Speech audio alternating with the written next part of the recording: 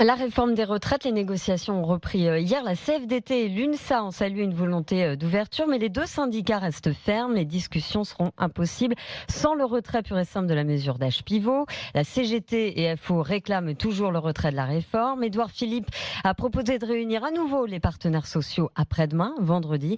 Le Premier ministre qui doit aussi gérer une majorité partagée.